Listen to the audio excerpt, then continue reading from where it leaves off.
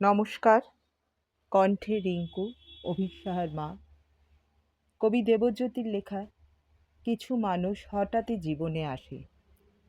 কিছু মানুষ হঠাৎই জীবনে আসে, সমস্ত কিছু পাল্টে দেয়।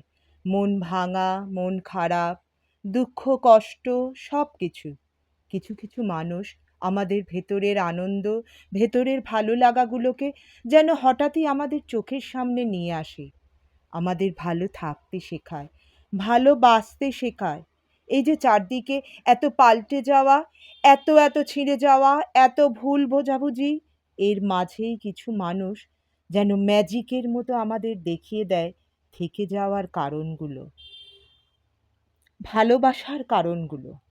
আমাদের বদলিয়ে নয়, আমরা যেরকম সেরকমভাবেই আমাদের ভালোবাসতে শেখায়, ভালো রাখতে শেখায়।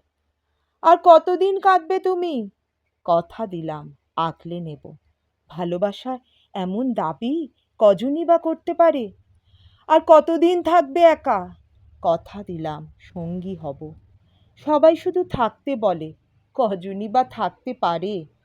আর কতদিন, আর কতদিন আঘাত পাবে? কথা দিলাম সামলে নেব। বাসবে ভালো সবাই বলে, কজন ভালোবাসতে পারে? কজন ভালোবাসতে পারে? কজন ভালো রাখতে পারে? সঙ্গী হবে সবাই বলে, কজন সাথে থাকতে পারে?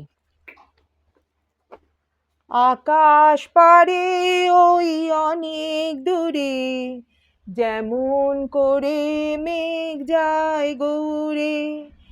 আকাশ পারে ওই অনেক দূরে, যেমন করে মেঘ যায় গৌরে।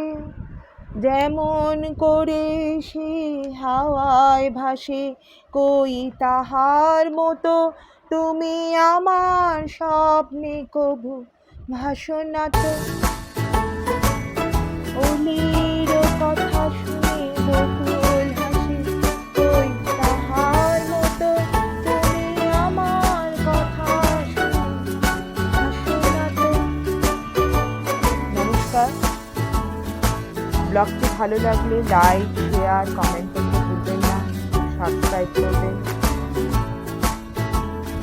আমার সকল বন্ধুদের জানাই আমাদের চ্যানেলের পক্ষ থেকে আন্তরিক শুভেচ্ছা।